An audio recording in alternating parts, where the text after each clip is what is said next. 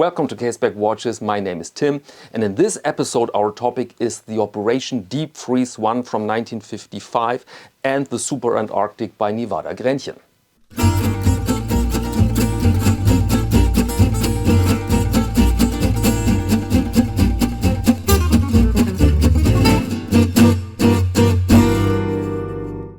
70 years Operation Deep Freeze 1 from 1955 to 2025 now.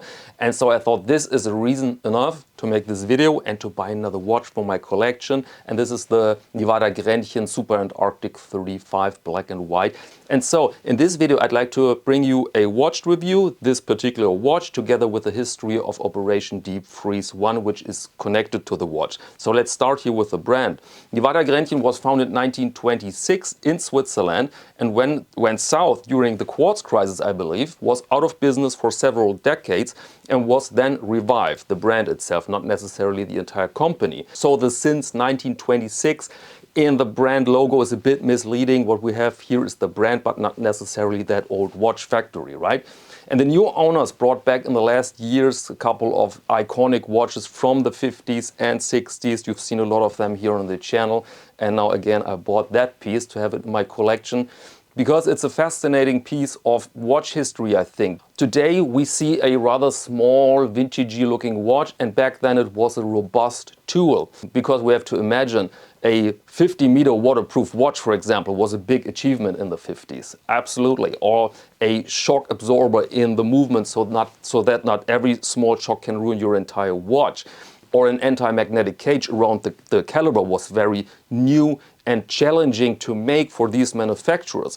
And the original Antarctic collection was launched back then, exactly 1950, and was a bit under the radar until Operation Deep Freeze 1, when it was part, as often back then, of an expedition to Antarctica in 1955 and 1956. And there, this watch collection proved its value even under really, really bad circumstances and environments. And now it's time to go, before we go into the light box, now let's examine the Operation Deep Freeze 1. What was it? Operation Deep Freeze 1 was the first mission in a series of United States expeditions to Antarctica, launched in 1955 and extending into 1956. It marked the beginning of a sustained American presence on the frozen continent and was a critical part of preparations for the International Geophysical Year (IGY) 1957 to 58, involving over 60 nations with the goal of gaining more knowledge in Earth sciences.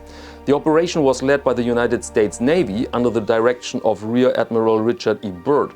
Its primary objectives were to establish research bases, gather preliminary scientific data, and create the logistical framework necessary for long-term operations on the continent. The mission began with a fleet of icebreakers, supply ships and aircraft departing from the United States in the second half of 1955. After crossing the Southern Ocean, the fleet reached the Antarctic coastline, specifically Ross Island, in December 1955. There, the US forces began constructing the now iconic McMurdo station, which would serve as the main logistical hub for future missions. From McMurdo, reconnaissance flights and overland missions explored the interior of the continent, scouting routes and potential locations for inland stations. These efforts laid the groundwork for the establishment of the Amundsen Scott South Pole Station, which would be constructed during Deep Freeze 2 in 1956-1957. This would eventually become the first permanent structure at the South Pole and a vital site for scientific observation. And despite extreme weather conditions, difficult terrain and technical challenges, Operation Deep Freeze 1 was a major logistical success. It demonstrated that large-scale operations could be conducted in the harsh Antarctic environment and proved that a year-round human presence was feasible. The collaboration between military personnel, engineers and scientists during this time became a model for future expeditions. In summary, Operation Deep Freeze was a foundational event in the history of Antarctic exploration. It bridged military capability with scientific ambition and set the stage for decades of discovery in one of the most remote and challenging environments on Earth. And now let's check out the watch. And here you have the typical look of an expedition watch from the 50s. Today, to us, it looks a bit dressy, relatively small, a bit high polished here, rather elegant, but back then this was a 100% tool or expedition watch because of the robustness measured by the standards back then. And the legibility, you see we have a massive contrast here, we have massive lume on the watch, and so it's very, very functional and easy to use. And the original had a case diameter of 34 millimeters. This is a smidgen bigger with 35, so only a tiny smidgen really. And so 35 millimeter case diameter. The length here, lug to lug, is 41.9. Height is 10.1, including the massively domed crystal, sapphire crystal. And the watch is waterproof up to 50 meters. This is not a screw-down crown, this is a regular crown. And inside we find a Landeron caliber. This is a bit misleading because you know these old Landeron calibers from back then, mostly chronograph movements from the, let's say, 40s to 60s.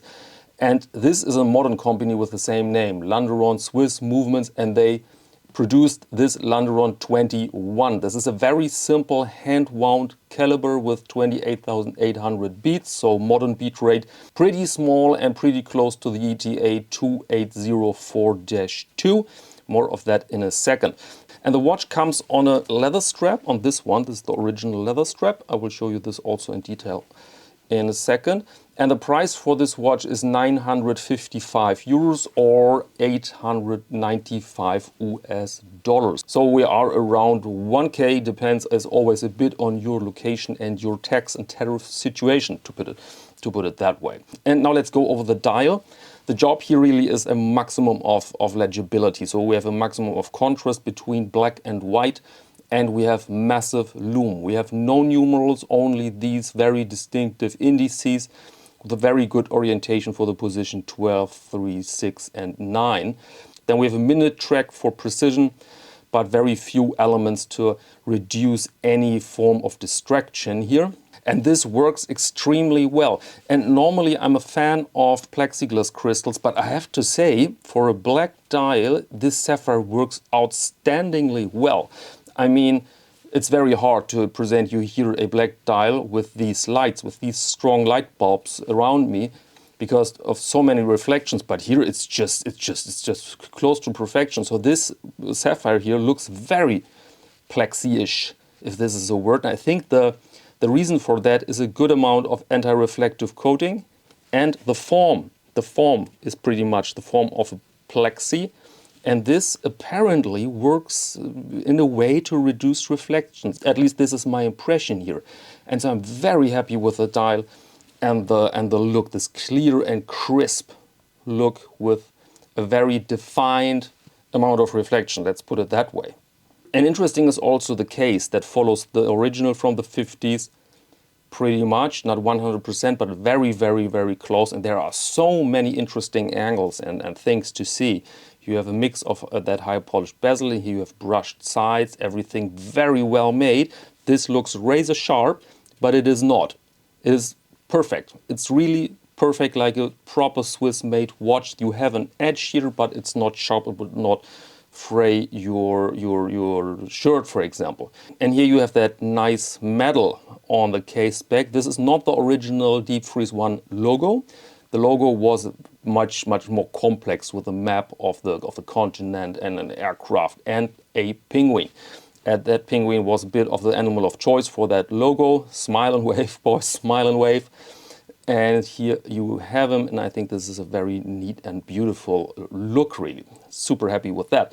And also worth mentioning is that these beveled lugs, see these beveled lugs, very, very typical for that period of time. And these, let's call them dovetail lugs, you see not only on Nivada Grenchen watches, it's also visible on older pieces from Longines, and creates a typical, very, very nice look. But you have to use good straps, because this point here can fray or damage your strap, and so don't use a strap that is too thick. That will look terrible after a brief amount of time. And so very happy with that, very happy with the look. And now let's operate it. As said, hand wound caliber, relatively simple. This Landeron, and it's based on the ETA 2804-2 or the similar Celita movement. And the reason behind this is very simple. The protection is gone. So we're talking about patents and copyright laws. all these rules are expired by now. This is relatively old technology. It would fulfill the standards back then, but today it's rather simple. But it's small, it keeps the diameter small of the watch and of course the height. And winding action doesn't feel super luxurious, to be honest. It feels, there's a bit of a bounce back, which I like. Feels pretty normal, to be honest. And then you have position 1 and that's it. Hackable movement, as you can see. And now you set the time. Again, doesn't feel super luxurious. You have a bit of play between hands and crown. Does the job, and the watch is very precise. I've checked this overnight. Very precise, so does the job, but nothing to write home about. Absolutely not. But again, Swiss-made caliber, Swiss-made watch. So what can you expect more? So overall, very nice package. And now to the strap. This is the Caseback number 1, which I prefer for this type of watch. And the original was this. And to be honest, I don't get the idea. This is a sort of a racing strap in black. There's the clasp. And yes, yeah. Looks okay, but I don't get it why they put a racing strap on. But on that watch looks okay. And so this is the standard for this watch. It comes with that strap. If you like it, good. If not, you can switch, or you can check out another black strap without these holes. This is the Caseback number 3. Black strap, tone and tone, also fits 100%. But I like this brown together with this black, although, yeah, hard to choose here. And this is a rather old strap. I've been wearing this for years, basically. And so this looks pretty neat, pretty neat. But all right, let's go out. Let's check out the watch under broad daylight on the wrist.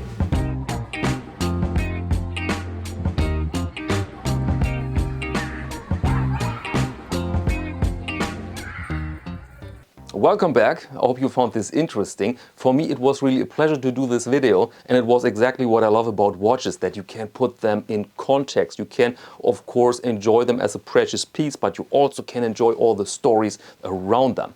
All right, and that's all I wanted to share with you in this video. If you're in need of a nice leather product, a strap, a wallet, a belt, you name it, then please visit casebackwatches.com, the online shop that keeps everything here independent and afloat.